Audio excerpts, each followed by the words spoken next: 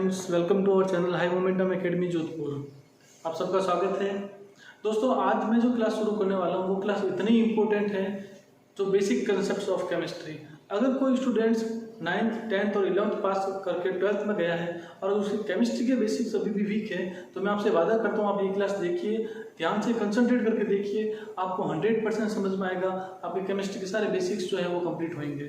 तो दोस्तों, आज हम जो बात करने वाले हैं वो जो मेन टॉपिक्स है हमारे पास, वो है हम बात करते हैं कि केमिस्ट्री के अंदर सबसे छोटी चीज़ क्या है, या प्रकृति के अंदर सबसे छोटी चीज़ क्या है। तो हम अगर देखते हैं तो जो एटम है वो सबसे छोटी चीज़ कहलाती है। तो बात करते हैं कि एटम से क्या, बहुत सारे बच्चों को डाउट होता है कि बहुत सारे बच्चों के कंसेप्ट जो वीक रह जाते हैं। उन्हें क्या एटम क्या होता है, एटम से क्या होता है, वैलेंसी क्या होती है, कैसे बॉन्ड बनते हैं, न्यूक्लियस में क्या होता है, बॉन्ड से कितने तरीके के बॉन्ड बनते हैं। फिर वो आगे जब 12th में 11th में पहुँचते हैं तो केमिकल रिएक्शंस आ जाती है, फिर वो अच्छे से कर नहीं पाते हैं। बहुत सारे न्यूमेरिकल क्वेश्चंस आ जाते हैं, IIT JEE के लिए, नीट में सब के लिए आ जाते हैं, तो वो कर नहीं पाते हैं। उनका कहीं ना कहीं बेसिक वीक है और इस वजह से केमिस्ट्री जैसा सब्जेक्ट जो उन्हें हार्ड लगता है, बोरिंग लगने लगता है। लेकिन मैं आपसे वादा करता हूँ, आप जरूर देखिए, आपको पूरा समझ में आएगा। आपके सारे कंसेप्ट जो बेसिक, जो सरफेस, जो बॉटम में है, वो आपके बिल्कुल कंप्लीट एकदम सारे डाउट्स क्लियर हो जाएंगे। तो हम आज बात करने वाले, देखिए, डाउट्स, केमिस्ट्री कोई हार्ड सब्जेक्ट नहीं है, लेकिन अगर आप इसको ध्यान से समझेंगे, अगर आपके बेसिक्स इसके अंदर आपके क्लियर है, तो आपको ये सब्जेक्ट बहुत ईजी लगने वाला है। और बहुत सारे बच्चों की बहुत कुछ वजह होती है जिस वजह से बेसिक्स कंप्लीट नहीं हो पाते हैं। किसी को 8, 9, 10 में अच्छा टीचर नहीं मिल पाता है, किसी को टीचर मिलता है तो माहौल है, कुछ गाइडेंस नहीं मिल पाती है, बहुत एक्सरसाइज जो भी प्रॉब्लम्स होती है बहुत से लोगों की होती है।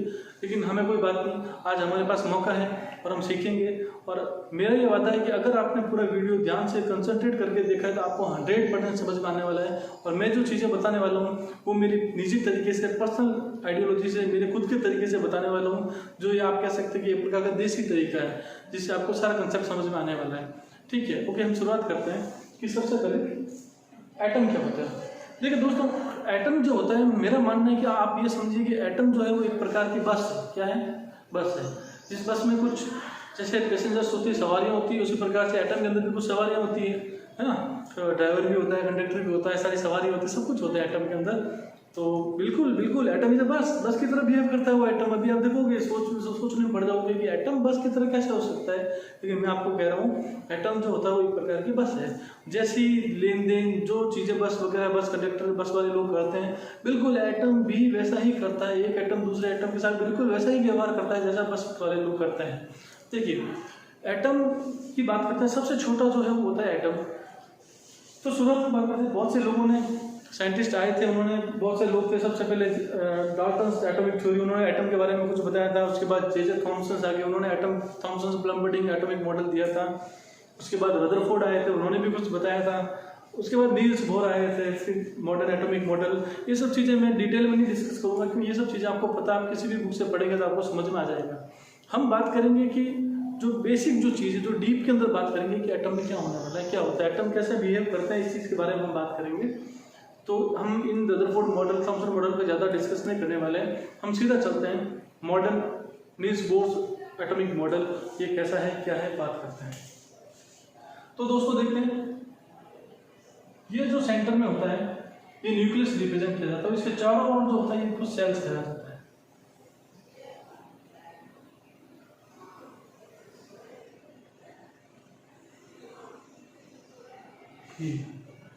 करीब करीब इस प्रकार से एटम को दर्शाया जाता है। सेंट्रल में ये जो है वो आपका क्या कहा जाता है, न्यूक्लियस। ये जो सारी होती है सेल्स कहलाती है। क्या कहलाती है दोस्तों? सेल्स। इसको बोलते हैं KL M एंड N।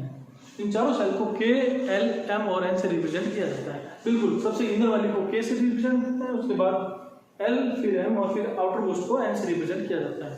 दोस्तों इसे ऐसे भी रिप्रेजेंट किया जाता है, इसको N = 1, N = 2, N = 3 and N = 4। इस प्रकार से इसको रिप्रेजेंट किया जाता है। अब बात करते हैं कि ये जो सेंटर में वो न्यूक्लियस है। ये जो न्यूक्लियस है दोस्तों, इसमें कौन होता है? तो इस न्यूक्लियस के अंदर दो लोग रहते हैं, पहला प्रोटॉन, दूसरा न्यूट्रॉन।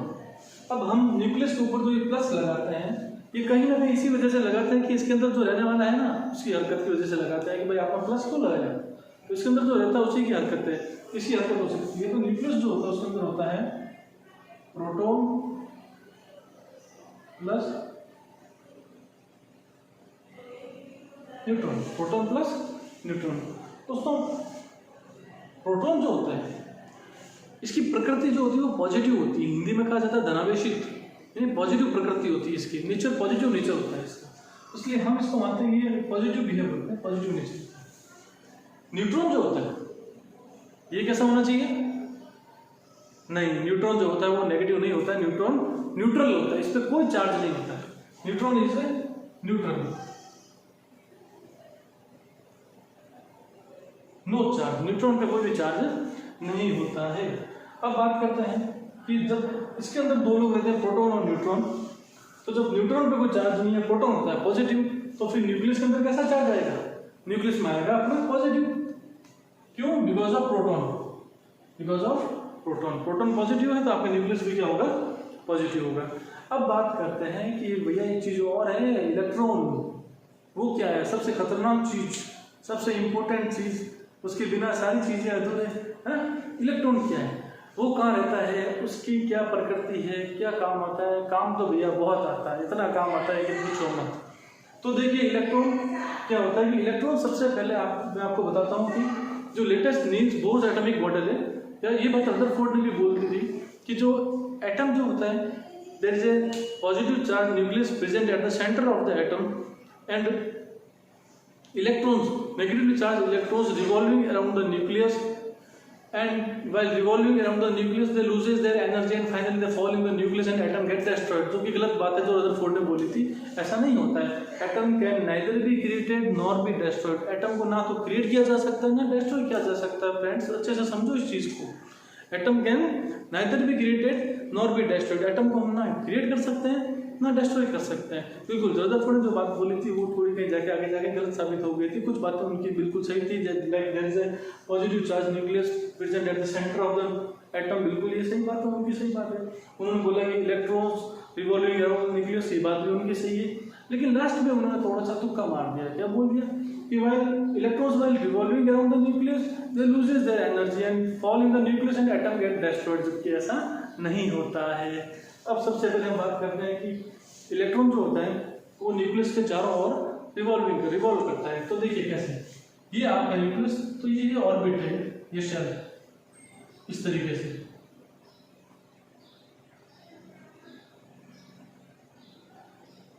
इस तरीके से इसके अंदर रहते हैं। अब ये भी एक बहुत बड़ा सिस्टम है कि किसमें कितने इलेक्ट्रॉन रहते हैं, पहली सेल में कितने इलेक्ट्रॉन, सेकंड सेल में कितने होंगे, थर्ड सेल में कितने इलेक्ट्रॉन होंगे, फोर्थ में कितने होंगे। तो दोस्तों फ्रेंड्स मैं आपको एक छोटा सा फॉर्मूला बताता हूँ जिसके तहत आपको रटने की जरूरत नहीं है, जिससे आपको पता चल जाएगा कि किस शेल में कितने इलेक्ट्रॉन्स होते हैं। तो वो जो फॉर्मूला है वो ये है 2m²। जैसे कि देखते हैं कि n इज टू 1, यानी फर्स्ट सेल में कितने इलेक्ट्रॉन होंगे, तो मैं यहाँ पे n की वैल्यू रखूंगा 1। देखते हैं क्या होता है, 2 × n की जगह रखा मैंने 1 का स्क्वायर, 1 का स्क्वायर होता है 1, तो 2 × 1 2, यानी फर्स्ट सेल में कितने आते हैं, 2 इलेक्ट्रॉन्स होते हैं। ठीक है, ऐसे सेकंड सेल में कितने होंगे, तो अपन रखते हैं 2 × n की जगह रखेंगे 2, तो 2 का स्क्वायर 4, 2 × 4 8, यानी सेकंड सेल में कितने इलेक्ट्रॉन्स होंगे, 8 इलेक्ट्रॉन्स होंगे। इसका मतलब है कि हमारा ये जो फॉर्मूला है ये आप लोग ध्यान से देखिए, जिसको पता नहीं है वो लिख सकता है बिल्कुल कि 2n²। इस 2n² से हम ये पता लगा सकते हैं कि किस सेल में कितने इलेक्ट्रॉन्स होते हैं। चलो अब आगे की बात करते हैं हम कि फर्स्ट सेल में 2 इलेक्ट्रॉन, दूसरे में 8 इलेक्ट्रॉन। ठीक है, 8 हमने बनाया नहीं, ये तो जनरल डिस्कशन था। अगर आप इसमें से कुछ लिखना चाहें, नोट करना चाहें तो कर सकते हैं, बिल्कुल वीडियो को पॉज करके कर सकते हैं। चलो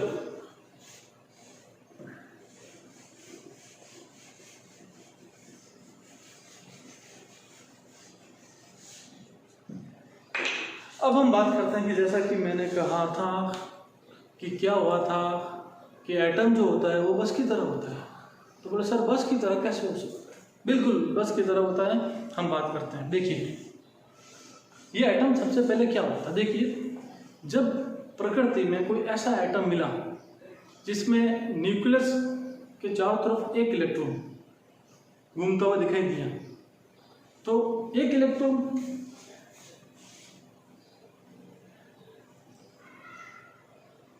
ये ऐसा एटम, जब कभी ऐसा एटम दिखाई दिया तो जब न्यूक्लियस के चारों तरफ एक इलेक्ट्रॉन घूमता हुआ दिखाई दिया। दोस्तों एक चीज ध्यान रखना, किसी भी एटम में जितने इलेक्ट्रॉन होते हैं उतने ही प्रोटॉन होते हैं। ये चीज ध्यान से सुनना, किसी भी एटम में जितने इलेक्ट्रॉन होते हैं उतने ही प्रोटॉन होते हैं। प्रोटॉन कहाँ होते हैं? न्यूक्लियस में। इलेक्ट्रॉन कहाँ होते हैं? न्यूक्लियस के चारों तरफ सेल में घूमते हैं। लेकिन इलेक्ट्रॉन को हम दे भी सकते हैं, ले भी सकते हैं, लेकिन प्रोटॉन को ना तो दे सकते हैं ना ले सकते हैं। इसका मतलब क्या हुआ कि इलेक्ट्रॉन की जो नंबर है, इलेक्ट्रॉन की जो संख्या वो घट भी सकती है, बढ़ भी सकती है, लेकिन प्रोटॉन की संख्या हमेशा स्थिर रहेगी, जो है उतनी ही रहेगी, ना बढ़ती है ना घटती है। फिर सर एक चीज और होती है कि न्यूट्रॉन, बिल्कुल न्यूट्रॉन कहते हैं। देखिए neutron is a completely random particles. कहीं पे पाया जाता है, कहीं पे जरूरत से ज़्यादा पाया जाता है, कहीं पे कम पाया जाता है। तो न्यूट्रॉन का कोई फिक्स सीक्वेंस नहीं है, किसी में ज़्यादा किसी पे कम पाया जाता है, लेकिन हाँ न्यूट्रॉन जरूर पाया जाता है। जैसे कि हम बात करें कि ये एक ऐसा एटम जो प्रकृति में मिला वैज्ञानिकों को कि जिसमें एक इलेक्ट्रॉन, तो उसके अंदर मैंने क्या बोला, इलेक्ट्रॉन और proton, electron equals to proton. तो एक इलेक्ट्रॉन, तो न्यूक्लियस में प्रोटॉन भी कितना होगा? एक। लेकिन इस न्यूक्लियस के अंदर न्यूट्रॉन पाया ही नहीं गया। इसमें एक इलेक्ट्रॉन वाले एटम के अंदर, एक इलेक्ट्रॉन वाले एटम के न्यूक्लियस में न्यूट्रॉन ही नहीं था। तो नहीं था, क्या कर सकते हैं, एक्सेप्शन। तो जब वैज्ञानिकों को ऐसा एटम मिला तो उन्होंने उसको एक नंबर पे रख दिया और उन्होंने अपने अकॉर्डिंग नाम दे दिया हाइड्रोजन। फिर जब वैज्ञानिकों को एक ऐसा एटम मिला जिसमें 2 इलेक्ट्रॉन थे, 2 इलेक्ट्रॉन है, मतलब न्यूक्लियस में भी क्या होंगे? 2 प्रोटॉन होंगे, तो उसको रख दिया इन्होंने 2 नंबर पे और नाम दे दिया हीलियम। फिर जब उनको ऐसा मिला कि तीन इलेक्ट्रॉन वाला मिला, तो देखो जब 3 इलेक्ट्रॉन वाला उनको मिला तो थोड़ा सा कुछ चेंजेस आए कि भाई सब लोगों ने ये एक्सपेक्ट किया था कि तीसरा इलेक्ट्रॉन भी कहाँ होना चाहिए, इधर ही होना चाहिए इसके साथ में। लेकिन हुआ क्या, जब 3 इलेक्ट्रॉन वाला एटम मिला तो 1, 2 और तीसरा इलेक्ट्रॉन मिला सेकंड सेल के अंदर, यानी फर्स्ट सेल में 2 ही। तो इस प्रकार से आगे मिलता है, उसको 3 नंबर पर दिया, नाम दिया लिथियम, और इसी तरीके से आगे एटम बनते गए। दोस्तों ये एटम एक स्ट्रक्चर है, ये एक एटम का स्ट्रक्चर है। और एटम किसके होते हैं? एटम होते हैं एलिमेंट्स के। देखिए एक इलेक्ट्रॉन वाला मिला, 1 नंबर पर रखा, नाम दे दिया हाइड्रोजन, ये हाइड्रोजन क्या आपका एलिमेंट है। 2 इलेक्ट्रॉन वाला मिला, 2 नंबर पर रख दिया, नाम देते हैं हीलियम, ये हीलियम आपका क्या एलिमेंट है। यानी ये सारे आपके एलिमेंट्स हैं, और ये एलिमेंट्स ही क्या होते हैं? एटम होते हैं। और ये क्या एलिमेंट्स का एटॉमिक नंबर है। और एक चीज दोस्तों ध्यान रखना कि जिस एलिमेंट का जो एटॉमिक नंबर होता है, वो एटॉमिक नंबर कहाँ से आया? वो एटॉमिक नंबर होता है, atomic number is equals to number of proton present in nucleus. यानी न्यूक्लियस के अंदर जितने प्रोटॉन होते हैं उतने उनके एटॉमिक नंबर होते हैं। बिल्कुल हमने कहा था ये 1 इलेक्ट्रॉन, तो अंदर प्रोटॉन कितना है? 1, तो 1 एटॉमिक नंबर। 2 इलेक्ट्रॉन, अंदर प्रोटॉन कितना होंगे? 2, तो एटॉमिक नंबर भी 2। 3 इलेक्ट्रॉन, अंदर प्रोटॉन भी कितना होंगे? 3, तो एटॉमिक नंबर 3 है ना। इस तरीके से इसका, यानी इसका मतलब है कि जो एटॉमिक नंबर है वो क्या शो करता है? एटॉमिक नंबर शो करता है number of protons. Atomic number show करता है नंबर ऑफ प्रोटॉन्स, याद रखिएगा, बहुत इंपॉर्टेंट चीज है। इसके बाद बात करते हैं कई सारे एलिमेंट्स। तो दोस्तों एलिमेंट्स के होते हैं एटम, और एलिमेंट्स के होते हैं एटॉमिक नंबर। बिल्कुल अगर कहा जाए कि नाइट्रोजन एलिमेंट का एटॉमिक नंबर क्या है, तो बोलेंगे 7। ठीक है, कहा जाए एटॉमिक नंबर 8 एलिमेंट कौन सा होगा? ऑक्सीजन, है ना। तो इस तरीके से ये जो सारी चीजें वो आपस में सब कोरिलेट है। ये एलिमेंट्स, इनका ये एटॉमिक नंबर, ये जितने एटॉमिक नंबर उतने न्यूक्लियस में प्रोटॉन, और उतने मोस्टली उतने इलेक्ट्रॉन होते हैं। लेकिन इलेक्ट्रॉन कभी दे भी सकते हैं, ले भी सकते हैं, तो कम ज़्यादा भी हो सकते हैं। अब बात करते हैं न्यूट्रॉन्स की, इसमें कितने होते हैं न्यूट्रॉन्स। तो न्यूट्रॉन्स की बात करने से पहले हम एक चीज़ पढ़ते हैं कि वो अपना कंसेप्ट लेके आते हैं कि बस की तरह कैसे होता है। देखिए बात, ये आपकी एक बस, ये एटम एक आपका बस की तरह है। इसके अंदर आपकी सवारी कितनी है? पैसेंजर कितने हैं? 1। अच्छा, हमने क्या देखा दोस्तों, हमने देखा कि पहली शेल में कितनी सीटें होती है, 2 सीट होती है। पहली शेल में कितनी सीटें होती है, 2 सीट होती है। अब दोस्तों ये भी किसका एटम है, ये किसी का एटम नहीं, ये दोनों सीट खाली है। मान लो इसके अंदर में एक इलेक्ट्रॉन फिल कर दिया जाता है, तो ये हो गया आपका हाइड्रोजन का एटम। यानी ये एक ऐसी बस है जिसमें 2 सवारी है, एक सीट भरी हुई है, दूसरी सीट खाली है। इस बस को जाना है जोधपुर से न्यू दिल्ली। अब जोधपुर से दिल्ली इस बस को जाना है, एक ही सीट है भरी हुई है, दूसरी सीट खाली है, तो क्या भाई ये बस जाना चाहिए? 50-50 जा भी सकती, नहीं भी जा सकती। लेकिन इत्तेफाक से इसके पास में एक ऐसी नई बस आ जाती है। हम लेते हैं इसको, फ्लोरीन की बात करते हैं, देखते हैं क्या होता है। ये आपका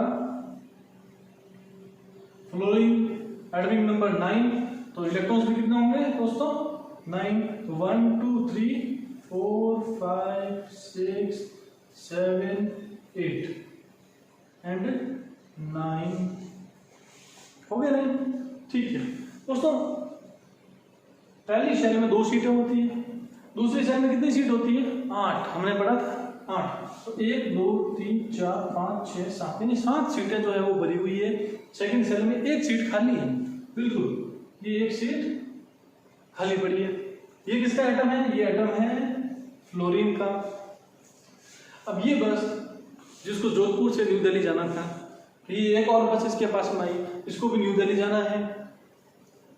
इसकी सारी सीटें भरी हुई है, एक सीट खाली है। इसकी एक ही सीट भरी हुई है, बाकी सीट खाली है। तो इन दोनों के बीच में क्या होगा, दोनों को जोधपुर से न्यू दिल्ली जाना है, तो क्या करेंगे, ये क्या चाहेंगे कि भाई तू अपनी, इसकी एक ही सीट खाली है, ये क्या इसको कह देगा कि तू अपनी एक सवारी मुझे दे दे। और ये भी क्या चाहेगा, इतनी दूर कौन जाएगा यार, एक सीट खाली पड़ी है, कुछ कोई मतलब नहीं है, तो ये भी अपनी एक सवारी इसको दे देगा और ये सवारी को ले लेगा। तो जब ये इलेक्ट्रॉन, सवारी यानी इलेक्ट्रॉन, तो ये इलेक्ट्रॉन इसको दिया और इसने इलेक्ट्रॉन ले लिया।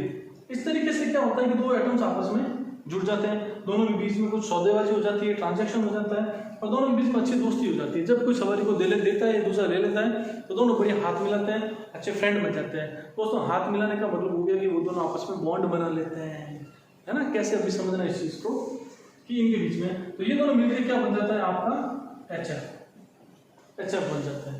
अब तुम कहोगे सर इसने दिया, उसको कुछ लिया, तो इनके ऊपर क्या कुछ ये न्यूट्रल ही रहेंगे, इनके ऊपर चार्ज नहीं आएगा, वैलेंस ही नहीं आएगी? बिल्कुल आएगी। अभी बात करते हैं कैसे आएगी। देखिए हमने कहा ये हमारा हाइड्रोजन का एटम जो कि न्यूट्रल है, ये एक इलेक्ट्रॉन, न्यूक्लियस में क्या है, प्रोटॉन। दोस्तों इलेक्ट्रॉन और प्रोटॉन जो होते हैं वो दोनों बिल्कुल अलग पोलरिटी के होते हैं। इलेक्ट्रॉन होता है नेगेटिव, प्रोटॉन होता है पॉजिटिव, ये आप सबको बता दिया मैंने। अब क्या होता है कि दोस्तों एक इलेक्ट्रॉन और एक प्रोटॉन के अंदर जो चार्ज होता है, चार्ज का जो मैग्नीट्यूड होता है वो भी इक्वल होता है। कैसे, देखो एक इलेक्ट्रॉन जो होता है इसमें 1.6 × 10⁻⁻19 कूलाम, सी यानी कूलाम। दोस्तों जैसे बार को किलो में नापते हैं ना, वेट को, डिस्टेंस को मीटर किलोमीटर में नापते हैं, वैसे चार्ज को ना कूलाम में नापा जाता है। कूलाम इसकी ऐसा यूनिट है किसकी, चार्ज की। तो एक इलेक्ट्रॉन में इतना चार्ज होता है। दोस्तों हम कई जगहों पे देखते हैं कि ये 1.6, एक्चुअल में ये नेगेटिव चार्ज होता है, -1.6 होना चाहिए, ये नेगेटिव चार्ज होता है। ठीक वैसे एक प्रोटॉन की बात करते हैं, तो एक प्रोटॉन में कितना चार्ज होता है, बिल्कुल इतना ही होता है, 1.6 × 10⁻⁻19 कूलाम। तो एक प्रोटॉन में कितना चार्ज, एक इलेक्ट्रॉन में कितना चार्ज। तो जब एक प्रोटॉन एक इलेक्ट्रॉन मिलेंगे दोस्तों, इलेक्ट्रॉन में ये होना चाहिए नेगेटिव, वास्तविकता में ये नेगेटिव चार्ज होता है। तो जब एक प्रोटॉन और एक इलेक्ट्रॉन मिलेंगे तो क्या होगा, दोनों एक दूसरे को क्या कर देंगे, न्यूट्रल कर देंगे, जीरो हो जाएगा। ये +1.6 × 10⁻⁻19 कूलाम, ये -1.6 × 10⁻⁻19 कूलाम, ये दोनों जब जुड़ेंगे तो फाइनल चार्ज क्या आ जाएगा, 0। तो अब देखिए ये हाइड्रोजन के अंदर एक प्रोटॉन अंदर है और एक इलेक्ट्रॉन है। तो इस एटम को एक इलेक्ट्रॉन और एक प्रोटॉन दोनों मिल गए तो इस एटम को न्यूट्रल कर रखा है।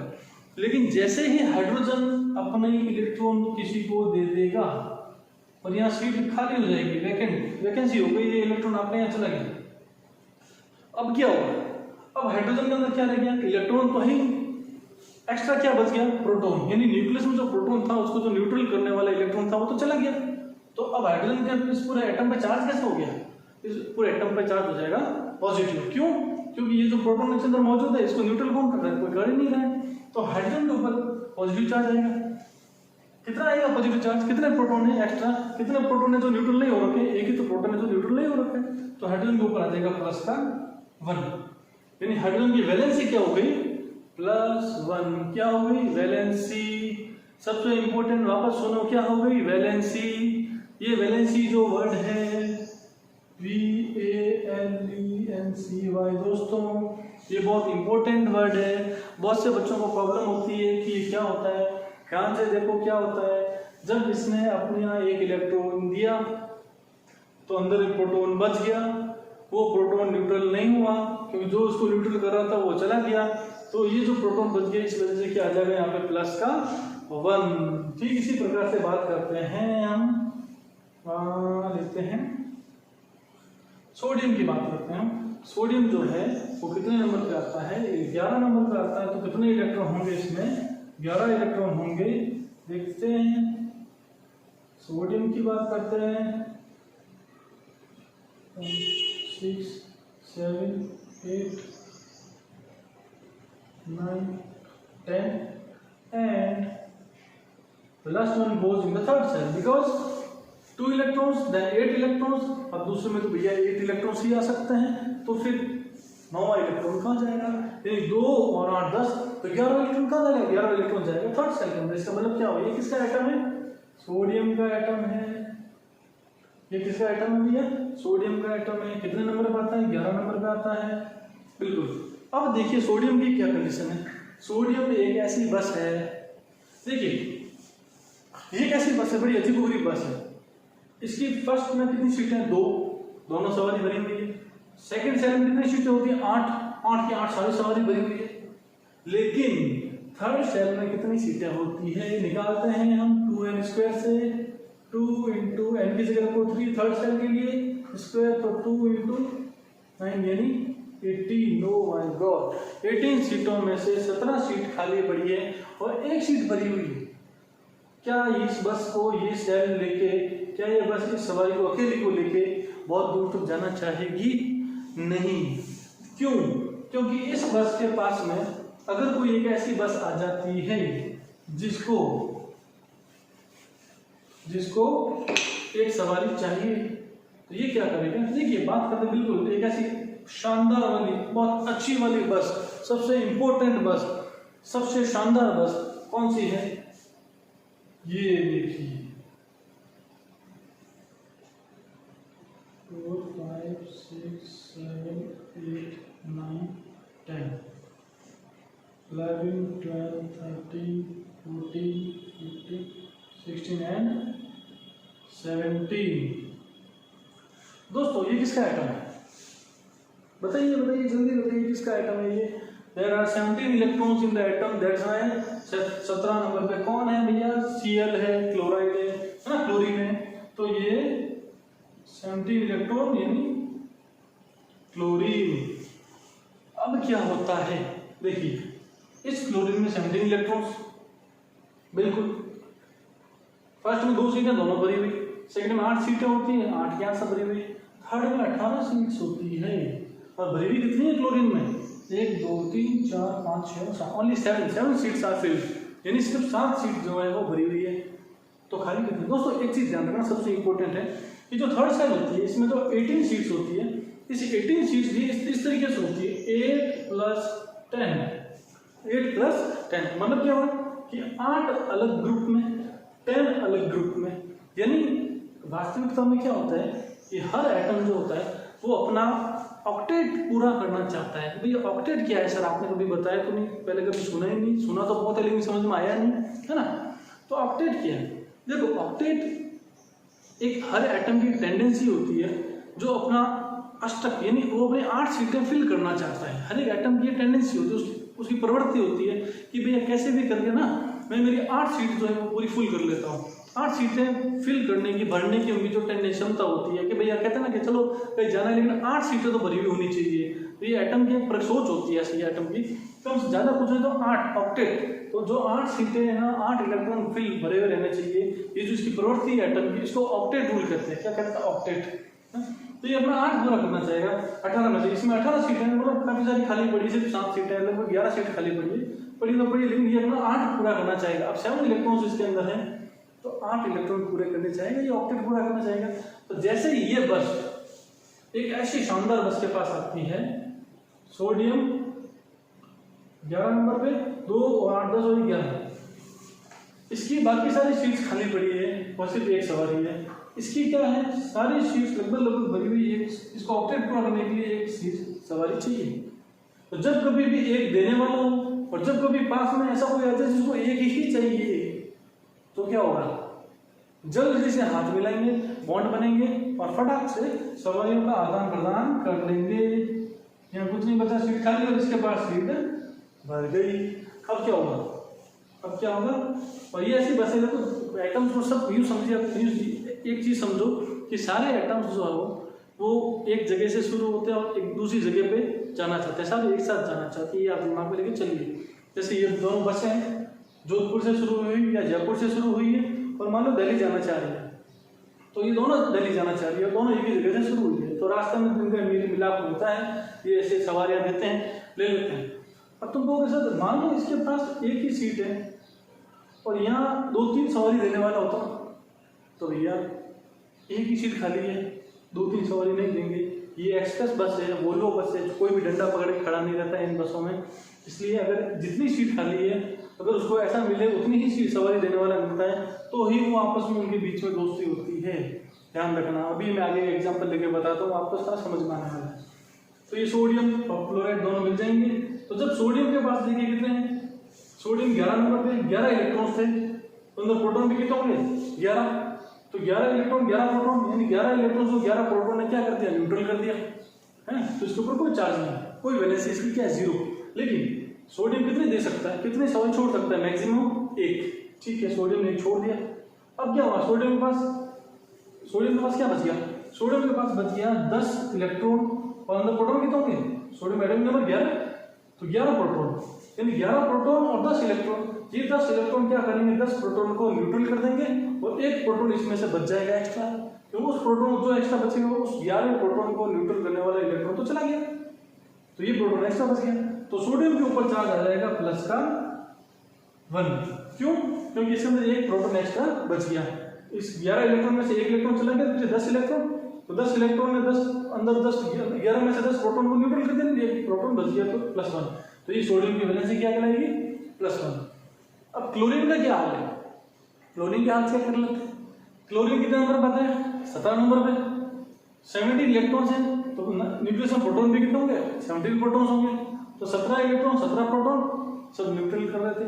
लेकिन ये 1 इलेक्ट्रॉन एक्स्ट्रा आया, तो ये इलेक्ट्रॉन एक्स्ट्रा आने के बाद में प्रोटॉन तो न्यूक्लियस में एक्स्ट्रा नहीं आया, प्रोटॉन न्यूक्लियस में आया क्या, एक्स्ट्रा नहीं आया, सिर्फ 1 इलेक्ट्रॉन एक्स्ट्रा आ गया। तो इस इलेक्ट्रॉन को कौन सा प्रोटॉन न्यूट्रल करेगा, कोई नहीं करेगा, क्योंकि सारे 17 प्रोटॉन से वो इन 17 इलेक्ट्रॉन्स को न्यूट्रल कर चुके हैं, कर रहे हैं, तो इसको न्यूट्रल करने वाला कोई नहीं है। तो इस पूरे प्रोटॉन पे एक्स्ट्रा चार्ज क्या आ गया, एक्स्ट्रा चार्ज आ गया 1 इलेक्ट्रॉन, यानी -1। यानी क्लोरीन के एटम पे -1 जो है वो आपका एक्स्ट्रा चार्ज आ गया। और दोस्तों ये जो चार्ज रखते हैं यहाँ पे ऊपर, ये इनकी वैलेंसी कही जाती है। क्या कहलाती है, वैलेंसी। ध्यान से समझिए, आई होप तुमसे आप सबको समझ में आ रहा होगा। बिल्कुल, ये इनकी वैलेंसी कहलाती है। इसके बाद हम बात करते हैं कि हमने वैलेंसी की बात कर ली, सारी वैलेंसी हमें समझ में आ गई है। दोस्तों एक सबसे इंपॉर्टेंट चीज कि वैलेंसी क्या वेरिएबल होती है, बिल्कुल हो सकती है। कैसे, हम बात करते हैं लिथियम की। देखिए ये हमारा लिथियम का एटम है। अब इसमें 2 शीट होती है, 2 सवारी है। सेकंड सेल में कितनी शीटें होती है, 8। सवारी कितनी लिया, एक, 7 सीटें खाली है। ये क्या चाहेगा, 7 सीट खाली, एक ही सवारी है, मैं अपनी सवारी को किसी को दे देता हूँ। तो जब कभी भी इसके पास में कोई दूसरा एटम आएगा, यानी दूसरी बस आएगी, तो ये अपना एक इलेक्ट्रॉन पहले दे देगा। तो ये मान लीजिए कोई भी ऐसा ये क्लोरीन आ गया, ये क्लोरीन जो है वो लिथियम का फंसा है, तो लिथियम अपना एक इलेक्ट्रॉन इस क्लोरीन को दे देगा और यहाँ से खाली हो जाएगा। लेकिन अगर लिथियम को बहुत ज़्यादा फोर्स किया जाए, यानी इसको बहुत ज़्यादा एनर्जी दी जाए, तो लिथियम जब एक इलेक्ट्रॉन दे देगा तो इसकी वैलेंसी होगी प्लस का, लेकिन इसको और ज़्यादा हीट दी जाए या एनर्जी दी जाए तो ये क्या करता है, ये दोनों इलेक्ट्रॉन भी इनको भी छोड़ने की टेंडेंसी रखता है। तो ये भी छोड़ सकता है, यानी एक तो छोड़ेगा ही, लेकिन साथ में क्या होता है, ये भी छोड़ेगा तो हो जाएगी +2 और ये भी इलेक्ट्रॉन छोड़ देगा, यानी 3 इलेक्ट्रॉन तीनों छोड़ देगा, तो क्या हो सकता है +3, यानी 3 इलेक्ट्रॉन छोड़े तो +3 प्रोटॉन बच गया, तो प्लस के 3 प्रोटॉन बच गए तो न्यूट्रल नहीं हो रखे हैं, तो देनी +3। तो इसलिए कहते हैं कि इसकी वैलेंसी +1 और +3, लिथियम की जो वैलेंसी होती है वो +1 और +3 दोनों रहती है। ये सोडियम क्लोरीन हम इस प्रकार की बात कर लिए। अब देखिए कैसे एक एग्जांपल लेते हैं कि मान लीजिए एक ऐसी बस है जो ये सोडियम, अपन इसकी जगह लेते हैं मैग्नीशियम। फ्रेंड्स हम बात करते हैं मैग्नीशियम, हम बात करेंगे मैग्नीशियम की। ये आपका मैग्नीशियम एटम है, ये 12 इलेक्ट्रॉन्स मैग्नीशियम। अब हम बात करते हैं क्लोरीन है, हम बात करेंगे क्लोरीन, ये हमारा क्लोरीन 17 नंबर पे, ये 17 नंबर पे क्लोरीन। देखिए दोस्तों अब क्या होने वाला है, इसमें टोटल 7, ये अपना ऑक्टेट पूरा करना चाहिए, 8 पूरा करना चाहिए। ऐसे तो 18 सीटें हैं इसके अंदर, बिल्कुल शांति भरी हुई 11 खाली पड़ी है, लेकिन फिर भी ये अपना 8 तो पूरा करना चाहेगा, 8 सवारी। तो इसमें एक सीट, ये एक इलेक्ट्रॉन लेना चाहिए। तो यहाँ कितने इलेक्ट्रॉन, आउटर मोस्ट में 2 सवारी है, यानी कितने खाली पड़ी है, 6 सीट खाली पड़ी। 6 क्या, बहुत सारे 18 होते हैं, बहुत सारी सीट खाली पड़ी इसमें। तो ये भी क्या है, 2 इलेक्ट्रॉन देना चाहिए। अब होगा क्या, अब ये तो 2 लेगा नहीं, ये एक ही ले सकता है, ये इसका ऑक्टेट पूरा हो जाएगा तो ये एक ही इलेक्ट्रॉन लेगा। तो भैया क्या होगा, तो क्या ये सिर्फ एक इसको दे देगा, लेकिन एक इसको दे देगा तो ये इसके साथ अटैच हो जाएगा, दोनों बीच बॉन्ड बन जाएगा। तो क्या कर सकते हैं, तो क्या होगा, मैग्नीशियम का क्या केस होगा कि मैग्नीशियम की वैलेंसी क्या होगी कि भाई ये आउटर मोस्ट में कितने इलेक्ट्रॉन है, 2, ये 2 इलेक्ट्रॉन छोड़ना चाहेगा। आउटर मोस्ट में देखो सब क्या होता है, आउटर मोस्ट में जो जितने इलेक्ट्रॉन छोड़ता है या जितने लेता है वही उसकी वैलेंसी कहलाती है। यानी आउटर मोस्ट सेल में जो इलेक्ट्रॉन्स हैं वो छोड़ेंगे या लेंगे तो भाई उसकी वैलेंसी कहलाती है। तो इसकी वैलेंसी कितनी होगी, मैग्नीशियम के अंदर आउटर मोस्ट में 2 इलेक्ट्रॉन है, 12 सबसे 12 स्केल में 2 इलेक्ट्रॉन है, तो 2 इलेक्ट्रॉन छोड़ेगा तो इसकी वैलेंसी होगी 2 +2। ये ले तो नहीं सकता, छोड़ेगा क्योंकि बहुत सारी सीट खाली है, लेने का तो सवाल ही नहीं है। लेता कौन है, ये लेगा जिसकी काफी सारी सीटें भरी हुई है, सिर्फ कुछ एक सीट खाली है। जिसकी कम सीट्स खाली होती है वो लेने की टेंडेंसी रखता है, जिसकी ज्यादा सीटें खाली पड़ी होती है तो वो सिर्फ देने की टेंडेंसी रखता है कि भाई दे दो कि मैं मेरा फ्री हो जाता हूँ। तो मैग्नीशियम 2 इलेक्ट्रॉन छोड़ेगा, लेकिन 2 देगा कैसे, ये क्लोरीन है, ये क्लोरीन तो सिर्फ इसके पास एक ले सकता है। तो क्या होगा दोस्तों कि ये क्लोरीन के पास एक सीट खाली है, इसने एक इलेक्ट्रॉन इस क्लोरीन को दिया। अब मान लीजिए इस मैग्नीशियम एटम के पास में एक क्लोरीन एटम और आ जाता है, ये यहां से आ गया, ये क्लोरीन एटम आ गया और इस क्लोरीन एटम इसको भी एक चाहिए इलेक्ट्रॉन। तो ये इलेक्ट्रॉन मैग्नीशियम क्या करेगा, इसको दे देगा, तो यहां से खाली, ये एम्प्टी हो जाएगा। अब इस मैग्नीशियम ने क्या किया, 2 इलेक्ट्रॉन दे दिए, एक इलेक्ट्रॉन दिया इस क्लोरीन को, दूसरा इलेक्ट्रॉन दिया इस क्लोरीन एटम को। तो मैग्नीशियम के ऊपर वैलेंसी आ जाएगी +2, क्योंकि 12 इलेक्ट्रॉन के अंदर 12 प्रोटॉन है, 2 इलेक्ट्रॉन चले गए तो 10 इलेक्ट्रॉन ने 10 प्रोटॉन को न्यूट्रल कर दिया, लेकिन 2 प्रोटॉन अंदर बच गए, तो इसलिए वो +2 आ गया। अब बात करते हैं क्लोरीन की। तो ये मैग्नीशियम जो है ये 2 क्लोरीन एटम के साथ जुड़ चुका है, एक इलेक्ट्रॉन इस क्लोरीन एटम को दिया, एक इलेक्ट्रॉन इस क्लोरीन एटम को दिया। तो देखिए दोस्तों इस तरीके से जब होता है तो हम क्या लिखते हैं, Mg MgCl2, MgCl2 कैसे कि ये मैग्नीशियम की +2 वैलेंसी और ये क्लोरीन जो क्या लेता है, एक ही इलेक्ट्रॉन ले सकता है। ये जब 1 इस 2 को यहाँ भेजिए तो क्या बन जाएगा MgCl2, ऐसे MgCl2 इस तरीके से बन चुका है। दोस्तों ये जब सारी बातें हम करेंगे, आई होप आपको समझ में आ रहा होगा। तो फ्रेंड्स अब हम एक ऐसे एटम की बात करते हैं जो फुलफिल्ड हो, जिसकी सारी शीटें भरी हुई हो। तो उसका क्या होता है, उसका नेचर कैसा होता है। जो फुलफिल्ड रहता है, जो सारा भरा हुआ रहता है, ऐसे कौन कौन से आइटम्स हैं, देखते हैं कौन कौन से आइटम जिसकी सारी शीटें भरी हुई है। चलो ट्राई करते हैं, देखते हैं। हम चलते हैं, जैसे हम नियॉन की बात करते हैं, यानी नियॉन के एटम को बनाएंगे तो फर्स्ट में 2 इलेक्ट्रॉन्स एंड सेकेंड में 3 4 5 6 7 8 9 एंड 10। टोटल नियॉन 10 नंबर का आता है, 10 इलेक्ट्रॉन होंगे, 1 2 3 4 5 6 7 8 9 10 एंड 10 नंबर का आने वाला नियम।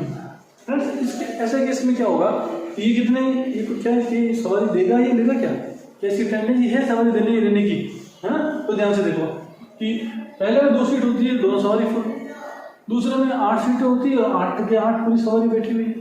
तो ये एक ऐसी बस है जो फुल भरी हुई है, और ऐसी बस जोधपुर से न्यू दिल्ली जाएगी, बीच में ना किसी को सवारी देगी ना किसी से सवारी लेगी।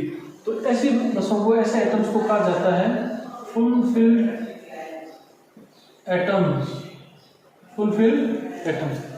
और फ्रेंड्स सबसे इंपॉर्टेंट चीज, सारे ऐसे एटम्स जो फुलफिल्ड होंगे वो सारे क्या होंगे, गैसेज। क्या होती है, गैसेज होती है। जैसे यहाँ देखो 10 नंबर पे नियॉन फुलफिल्ड होगा, गैसेज। 18 नंबर पर आर्गन फुलफिल्ड है, गैसेज, है ना। ठीक वैसे आगे क्रिप्टन, ज़ेनॉन, नेनॉन, सारी जो गैसेज होगी वो सब क्या होगी, ये सारे जो फुलफिल्ड होंगे वो सारी क्या होती है, गैसेज। यानी all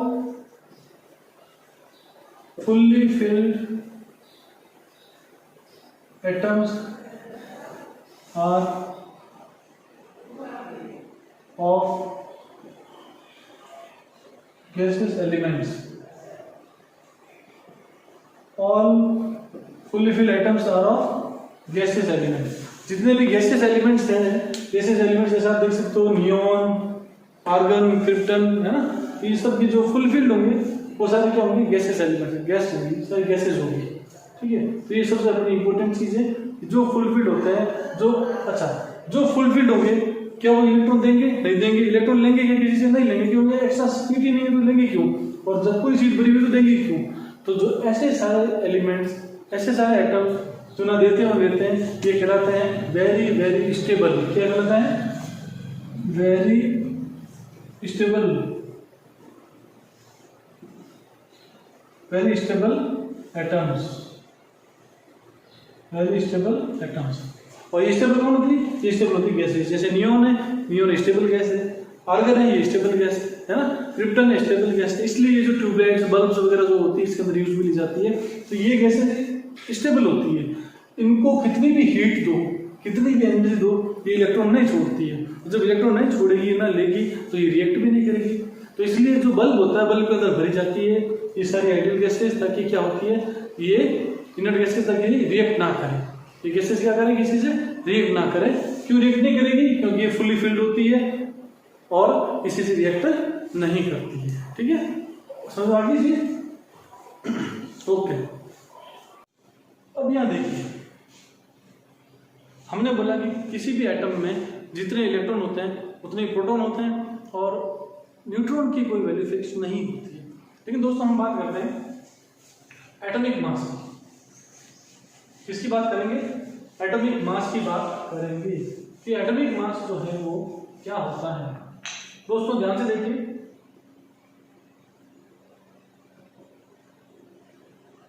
atomic mass is equal to number of proton plus number of neutron.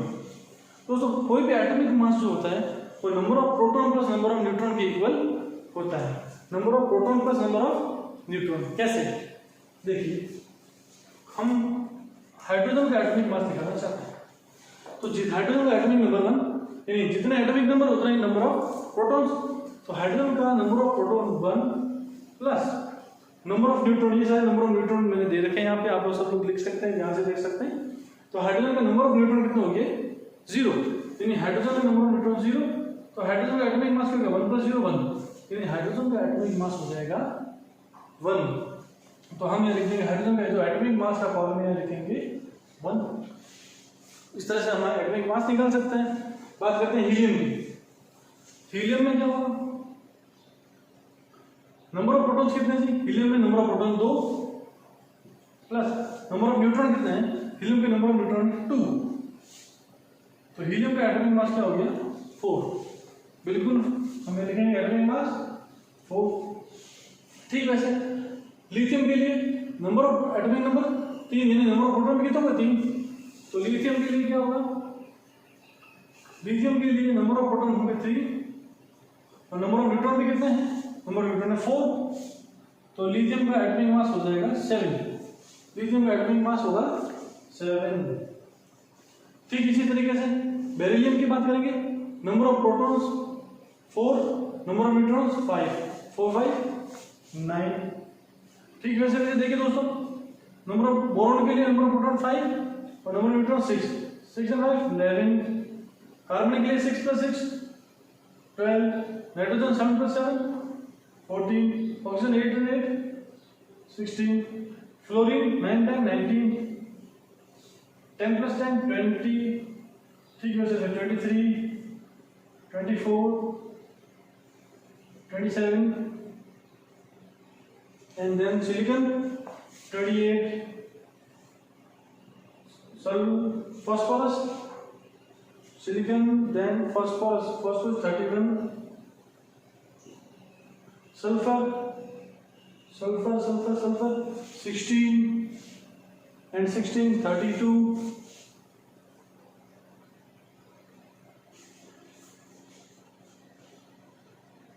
Chlorine दोस्तों सबसे इंपॉर्टेंट चीज क्लोरीन।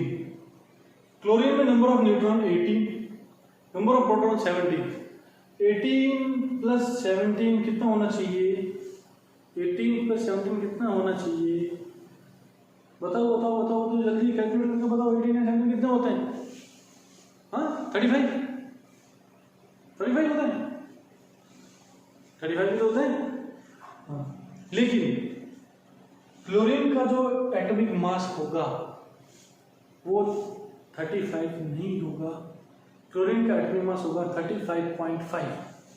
क्या होता है 35.5, बिल्कुल ये क्लोरीन का। क्लोरीन इसलिए हमने क्लोरीन पे स्टार लगा रखा है because chlorine is the exception. Atomic mass of chlorine is 35.5 and then last argon 18 + 22 40। ठीक इसी तरीके से दोस्तों हम एटॉमिक मास निकाल सकते हैं। Atomic mass is number of proton plus number of neutron. These are the list of number of neutrons and these are the list of number of protons. And when we add the number of proton plus neutron, we have wrote the atomic mass here.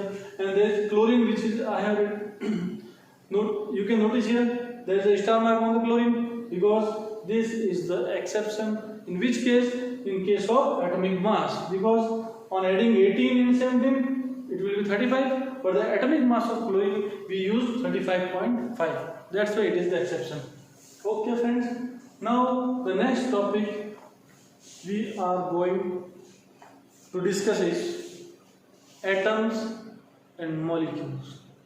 What are the difference between atoms and molecules? Do you all guys know that? Okay, if you know then good. But अगर आप लोगों को atom, molecules और compounds में difference नहीं पता है तो हम अभी बात करने वाले हैं। कहीं जाइएगा नहीं, बिल्कुल रुकिए, बिल्कुल धैर्य रखिए, कंसंट्रेट कीजिए, रिवर्स करके कीजिए, पॉज कीजिए, लेकिन पूरा वीडियो देखिए और इस चैनल को सब्सक्राइब कीजिए, लाइक कीजिए।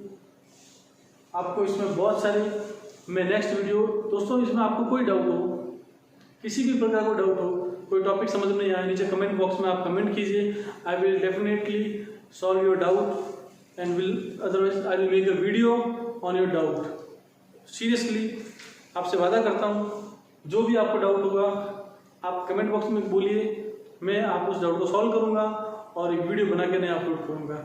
High momentum academy Jodhpur. चलिए दोस्तों, हम बात करते हैं मॉलिक्यूल्स कंपाउंड्स की।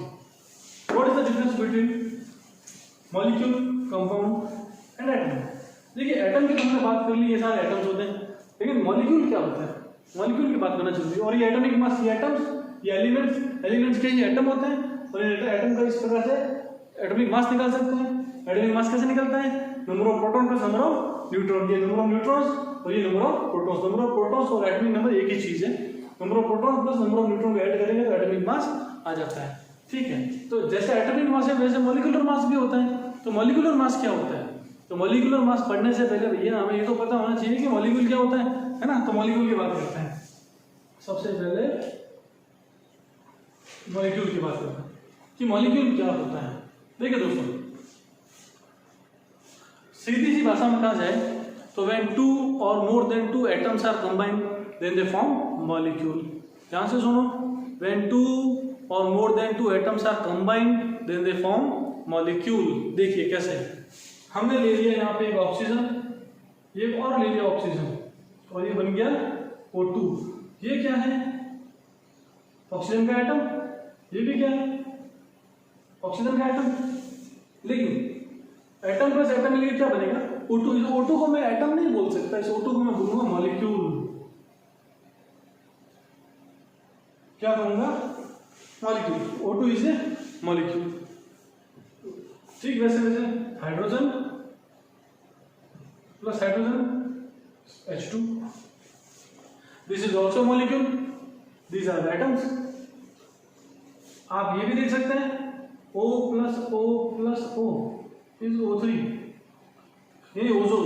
O3 यानी ओजोन, इसको हम ओजोन बोलते हैं। तो ओजोन भी एक प्रकार का क्या है? आपका मॉलिक्यूल है। और ये तीनों क्या है? एटम है। यानी 2 या 2 से ज्यादा, ये 2 या 2 से ज्यादा कितने भी जब एटम्स आपस में जुड़ते हैं तो मॉलिक्यूल बनता है। डेफिनेटली सीधी सी बात है, when 2 or more than 2 atoms are combined then they form molecule। Right, बात समझ रहे हो दोस्तों? लेकिन अब बात करते हैं, एक चीज और है हमारे पास,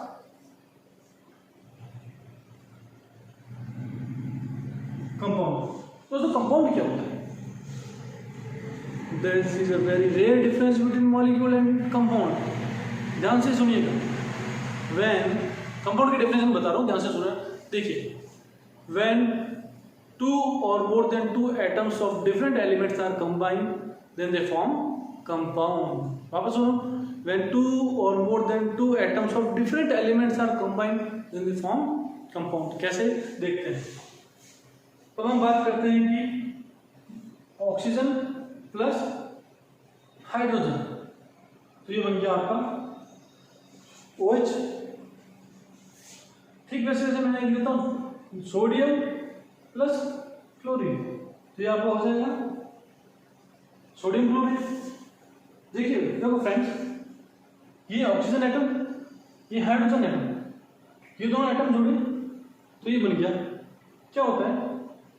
2 एटम जुड़ते हैं तो क्या बनता है? मॉलिक्यूल। बिल्कुल, ये 2 एटम जुड़ गए तो ये मॉलिक्यूल है। बिल्कुल मॉलिक्यूल है, लेकिन ये कंपाउंड भी है। क्यों? क्योंकि ये एटम ऑक्सीजन का, ये एटम हाइड्रोजन का, जब अलग अलग एलिमेंट्स के कंपाउंड, जब अलग अलग एलिमेंट्स के एटम्स जुड़ते हैं तो कंपाउंड बनते हैं। It means it is a compound and molecule. It is a compound and molecule. It is sodium and chlorine, sodium chloride, it is also a compound and it is also a molecule। But friends, this is molecule, this is molecule, this is molecule, it is also molecule and it is also molecule, but this is not compound, this is not compound, this is not compound, this is compound and this is compound। It means all the compounds are molecule but all the molecules are not compound। दोस्तों सारे molecules जो होंगे वो क्या होंगे? सारे molecules compound नहीं हो सकते, लेकिन सारे कंपाउंड मॉलिक्यूल होंगे। क्योंकि मॉलिक्यूल की डेफिनेशन कहती है कि when 2 or more than 2 atoms, molecule ये नहीं कहता कि when 2 or more than 2 atoms of same element, same element का नहीं बोला है। अगर सेम एलिमेंट का होता तो ये सेम एलिमेंट सिर्फ ये मॉलिक्यूल कहलाता है।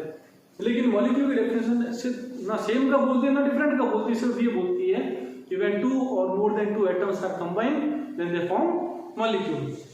चाहे सेम एलिमेंट हो चाहे डिफरेंट एलिमेंट का एटम हो, जुड़ेंगे तो मॉलिक्यूल बनेगा। लेकिन कंपाउंड की डेफिनेशन बोलती है, कंपाउंड की डेफिनेशन क्या बोलती है कि व्हेन 2 और more than 2 atoms of different element, यानी अलग अलग एलिमेंट के ही एटम हो तो ही जुड़ने पे वो कंपाउंड बनेगा। इसका मतलब है कि ये अलग अलग एलिमेंट के एटम है, ये ऑक्सीजन या हाइड्रोजन जुड़ा तो कंपाउंड बन गया, मॉलिक्यूल तो बनेगा नहीं, लेकिन कंपाउंड है। लेकिन ये जो है वो ये O2 H2 O3 these are not compounds because these are the atoms of same molecule, same element. These are the compounds and these are also a molecule. एक बात समझ में दोस्तों। अब जो हमारा लास्ट टॉपिक है कि मोल, आप सबने सुना होगा कि मोल क्या होता है, मोल की बात करेंगे। आप सब लोग लिख सकते हैं इसको।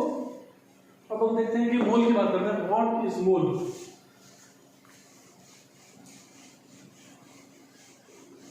दोस्तों मोल आप सबने सुना होगा कि मोल क्या होता है।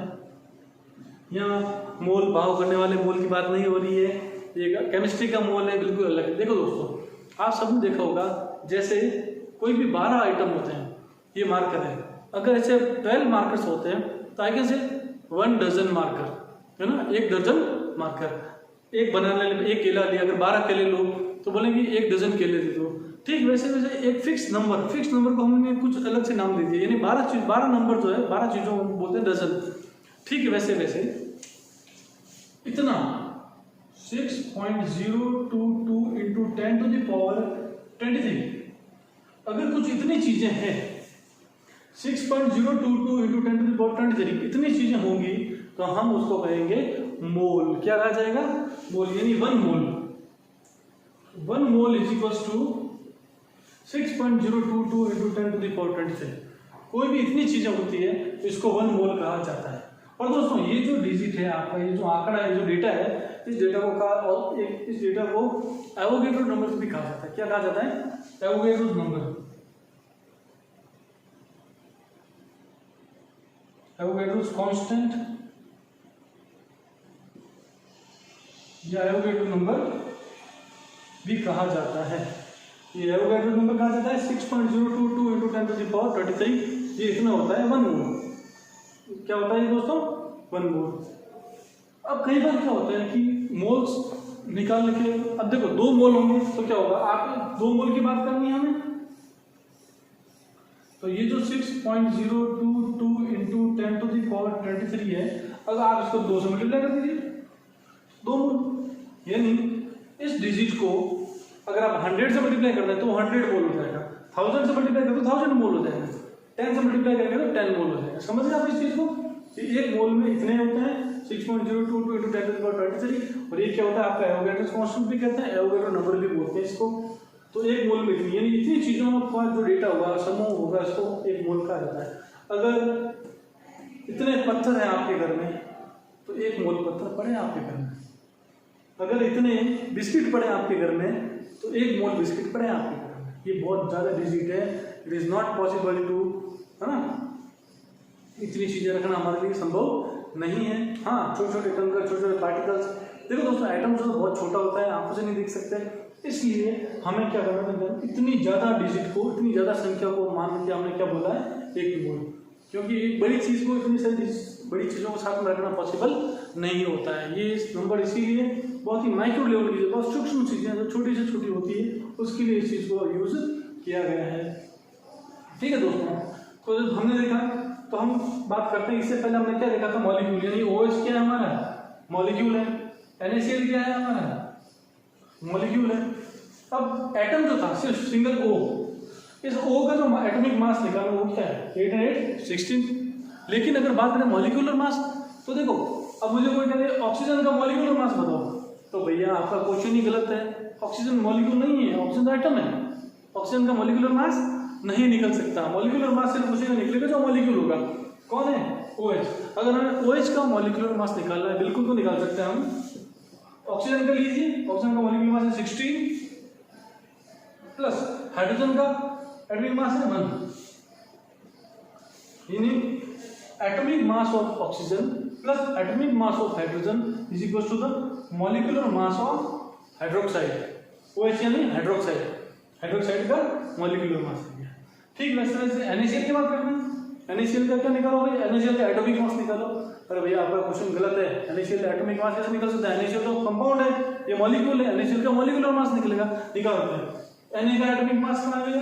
Na का एटॉमिक मास है 23, तो बात करते हैं 23 प्लस Cl का एटॉमिक मास, Cl का एटॉमिक मास 35.5, बिल्कुल 35.5, जोड़ने में कितना हो जाएगा फ्रेंड्स? हो जाएगा 58.5। ये आप U लगा दीजिए, पीछे इसके U लगाया जाता है, U यूनिट ना, U लगाएगा। NaCl का मॉलिक्यूलर मास 58.5। इस प्रकार से आप किसी भी कंपाउंड का, जो कोई एक कंपाउंड में बहुत से मॉलिक्यूल होते हैं, है ना, तो बड़ा सा कंपाउंड लेके चेक करते हैं हम आज। हाँ, हम लेते हैं H2SO4, हमने ले लिया H2SO4, किंग ऑफ एसिड्स, अम्लों का राजा, सल्फरिक एसिड है ना, सल्फरिक एसिड H2SO4। देखो दोस्तों, H2SO4 का मुझे क्या निकालना है? मॉलिक्यूलर मास निकालना है। कैसे निकालूंगा? हाइड्रोजन का एटॉमिक मास 1 होता है, तो 1 कितना एटम, ये जो नीचे जो लिखा रहता है ये नंबर ऑफ एटम्स होते हैं फ्रेंड्स। ये जो नीचे लिखे होते हैं ये क्या बताते हैं? नंबर ऑफ एटम का, इतने एटम है, वो एटम हाइड्रोजन के, एक एटम है सल्फर का और 4 एटम है ऑक्सीजन के, या कुछ नहीं लिखा है मतलब एक एटम है। हाँ, तो हाइड्रोजन का एटॉमिक मास कितना होता है? 1 इंटू 2 एटम तो 2 प्लस सल्फर पे चलो भैया 16 नंबर पे, सल्फर का कितना होता है? 32, सल्फर का एटॉमिक मास होता है 32 प्लस ऑक्सीजन कितने नंबर पर आता है आपका? 8 नंबर पे। ऑक्सीजन का एटॉमिक मास है 16, तो आप लिखेंगे ऑक्सीजन का 16, और ये SO4 है ना, 4 SO4, तो इंटू कर दो, मल्टीप्लाई कर दो 4 से, तो 1 2 2 प्लस 32 प्लस 16 4 64, ये कितना हो गया आपका?